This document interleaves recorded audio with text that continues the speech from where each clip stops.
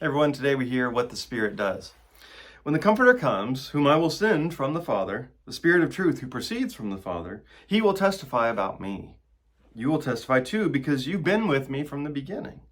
I have much more to say to you, but you can't handle it right now. But when the Spirit of truth comes, he will guide you in all truth. He won't speak on his own, but will say whatever he hears, and will tell you what's to come. He will glorify me because he will take what is mine and tell it to you. Everything that the Father has is mine.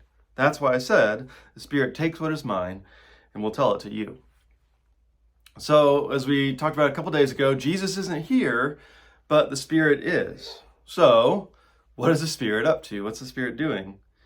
Now, one of the interpretations that I don't think is really accurate to what Jesus is talking about is that, well, Jesus sent the Spirit wrote the New Testament, and then basically retired.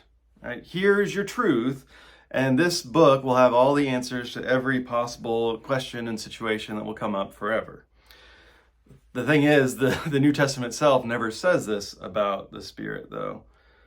See, I think it's important that we read closely what Jesus said here. The Spirit doesn't just tell us the truth, the Spirit guides us in all truth.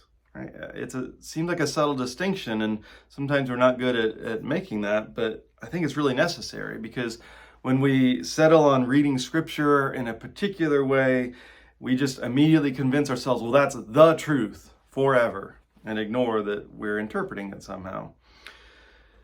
Just repeating simple answers that you've been given is kind of a childish sort of knowledge. It's not bad, it's a good start, and it's a necessary step, but ideally, we want to continue to go further, to grow more, and not settle.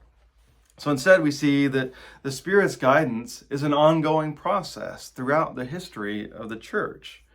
Scripture is inspired. It's a foundational guide, but what do we do with it here, now, in this new situation? That is where we really need to be listening to the Spirit. Actually discerning the truth and finding the way forward, it's always going to be messy and a little less certain than what we would like.